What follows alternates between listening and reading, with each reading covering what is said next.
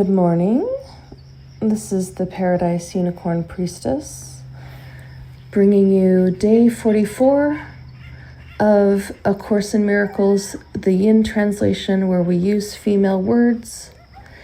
And if you're starting at the new year, this would be February 13th. And I have a coyote accompanying me this morning, apparently. All right. The reading this morning is The Only Answer. Remember that the Holy Spirit is the answer, not the question. The ego always speaks first. It is capricious and does not mean its maker well. It believes incorrectly that its maker may withdraw her support from it at any moment. If it meant you well, it would be glad, as the Holy Spirit will be glad when she has brought you home and you no longer need her guidance. The ego does not regard itself as part of you. Herein lies its primary error, the foundation of its whole thought system. When God created you, she made you part of her. That is why attack within the realm is impossible. You made the ego without love, and so it does not love you.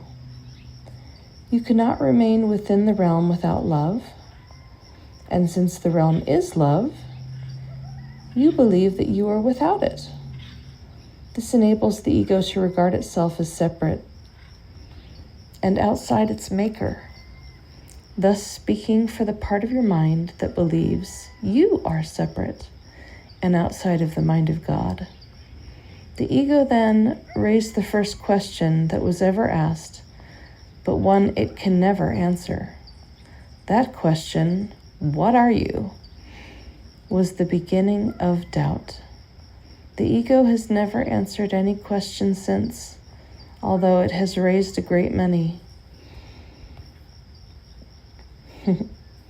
The most inventive activities of the ego have never done more than obscure the question, because you have the answer and the ego is afraid of you.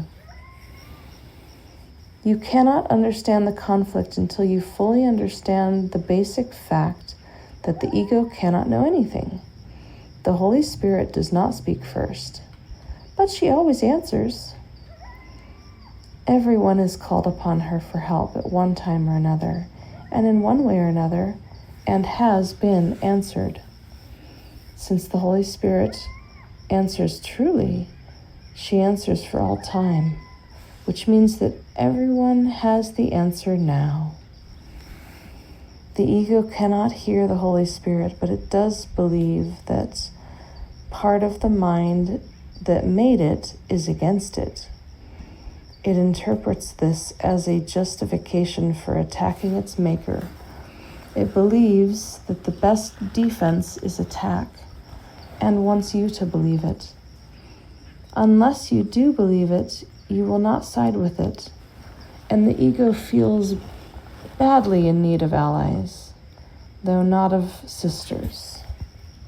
Perceiving something alien to itself in your mind, the ego turns to the body as its ally, because the body is not part of you. This makes the body the ego's friend. It is an alliance frankly based on separation. If you side with this alliance, you will be afraid because you are siding with an alliance of fear. The ego uses the body to conspire against your mind, and because the ego realizes that its enemy can end them both merely by recognizing they are not part of you, they join in the attack together. This is perhaps the strangest perception of all if you consider what it really involves. The ego, which is not real, attempts to persuade the mind, which is real, that the mind is the ego's learning device, and further that the body is more real than the mind is. No one in her right mind could possibly believe this, and no one in her right mind does believe it. Hear then the one answer of the Holy Spirit to all the questions the ego raises. You are a child of God, a priceless part of her realm, which she created as part of her. Nothing else exists, and only this is real. You have chosen a sleep in which you have had bad dreams, but the sleep is not real, and God calls you to awake. There will be nothing left of your dream when you hear her, because you will awaken. Your dreams contain many of the ego's symbols, and they have confused you. Yet that was only because you were asleep and did not know. When you wake, you will see the truth around you, and you will no longer believe in dreams because they will have no reality for you. Yet the realm and all that you have created there will have great reality for you because they are beautiful and true. In the realm where you are and what you are is perfectly certain. There's no doubt because the first question was never asked. Having finally been wholly answered, it has never been. Being alone lives in the realm where everything lives in God without question. The time spent on questioning in the dream has given way to creation and to its eternity. You are as certain as God because you are as true as she is.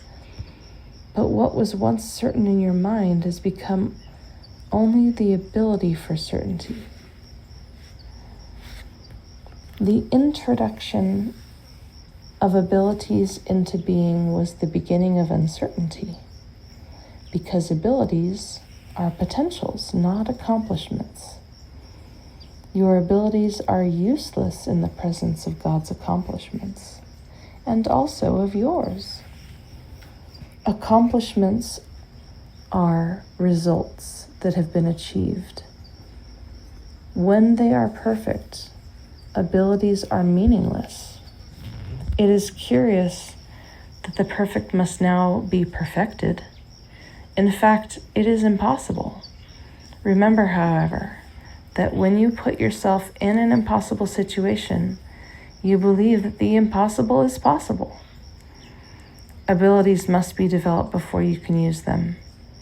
This is not true of anything that God created, but it is the kindest solution possible for what you have made. In an impossible situation, you can develop your abilities to the point where they can get you out of it. You have a guide to how to develop them, but you have no commander except yourself. This leaves you in charge of the realm, with both a guide to find it and a means to keep it. You have a model to follow, who will strengthen your command and never detract from it in any way. You therefore retain the central place in your imagined enslavement, which in itself demonstrates that you are not enslaved. You are in an impossible situation only because you think it is possible to be in one. You would be in an impossible situation if God showed you your perfection and proved to you that you were wrong. This would demonstrate that the perfect are inadequate to bring themselves to the awareness of their perfection, and thus side with the belief that those who have everything need help and are therefore helpless. This is the kind of reasoning in which the ego engages. God, who knows that her creations are perfect, does not affront them. This would be as impossible as the ego's notion that it has affronted her. That is why the Holy Spirit never commands. To command is to assume inequality, which the Holy Spirit demonstrates does not exist. Fidelity to premises is a law of mind, and everything God created is faithful to her laws. Fidelity to other laws is also possible, however, not because the laws are true, but because you made them. What would be gained if God proved to you that you have thought insanely? Can God lose her own certainty? I have frequently said that what you teach you are. Would you have God teach you that you have sinned? If she confronted the self you made with the truth she created for you, what could you be but afraid? You would doubt your right mind, which is the only place where you can find the sanity she gave you. God does not teach. To teach is to imply a lack, which God knows is not there. God is not conflicted. Teaching aims at change, but God creates only the changeless. The separation was not a loss of perfection, but a failure in communication. A harsh and strident form of communication arose as the ego's voice. It could not shatter the peace of God, but it could shatter yours. God did not blot it out, because to eradicate it would be to attack it. Being questioned, she did not question. She merely gave the answer. Her answer is your teacher. And we are on to lesson 44. God is the light in which I see. Today we are continuing the idea for yesterday, adding another dimension to it. You cannot see in darkness, and you cannot make light. You can make darkness and then think you see in it, but light reflects life and is therefore an aspect of creation. Creation and darkness cannot coexist, but light and life must go together, being but different aspects of creation. In order to see, you must recognize that light is within, not without. You do not see outside yourself, nor is the equipment for seeing outside you. An essential part of this equipment is the light that makes seeing possible. It is with you always, making vision possible in every circumstance. Today we're going to attempt to reach that light. For this purpose, we will use a form of exercise which has been suggested before and which we will utilize increasingly. It is a particularly difficult form for the undisciplined mind and represents a major goal of mind training. It requires precisely what the untrained mind lacks. Yet this training must be accomplished if you are to see. Have at least 3 practice periods today, each lasting 3 to 5 minutes. A longer time is highly recommended, but only if you find the time slipping by with little or no sense of strain. The form of practice we will use today is the most natural and easy one in the world for the trained mind, just as it seems to be the most unnatural and difficult for the untrained mind. Your mind is no longer wholly untrained. You are quite ready to learn the form of exercises we will use today, but you may find that you will encounter strong resistance. The reason is very simple. While you practice in this way, you leave behind everything that you now believe, and all the thoughts that you have made up. Properly speaking, this is the release from hell, yet perceived through the ego's eyes. It is loss of identity and descent into hell. If you can stand aside from the ego by ever so little, you will have no difficulty in recognizing that its opposition and its fears are meaningless. You might find it helpful to remind yourself from time to time that to reach light is to escape from darkness. Whatever you may believe to the contrary, God is the light in which you see. You are attempting to reach her. Begin the practice period by repeating today's idea with your eyes open, and close them slowly, repeating the idea several times more. Then try to sink into your mind, letting go every kind of interference and intrusion by quietly sinking past them. Your mind cannot be stopped in this unless you choose to stop it. It is merely taking its natural course. Try to observe your passing thoughts without involvement and slip quietly by them. While no particular approach is advocated for this form of exercise, what is needful is a sense of the importance of what you are doing, its inestimable value to you, and an awareness that you are attempting something very holy.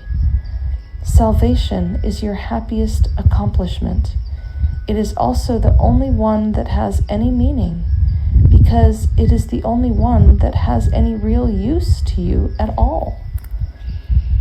If resistance rises in any form, pause long enough to repeat today's idea, keeping your eyes closed unless you are aware of fear. In that case, you will probably find it more reassuring to open your eyes briefly. Try, however, to return to the exercises with eyes closed as soon as possible. If you are doing the exercises correctly, you should experience some sense of relaxation and even a feeling that you are approaching, if not actually entering, into light. Try to think of light, formless and without limit, as you pass by the thoughts of this world. And do not forget that they cannot hold you to the world unless you give them the power to do so. Throughout the day, repeat the idea often with eyes open or closed as seems better to you at the time. But do not forget. Above all, be determined not to forget today. Thank you for joining me today for A Course in Miracles, Day 44, and happy practicing.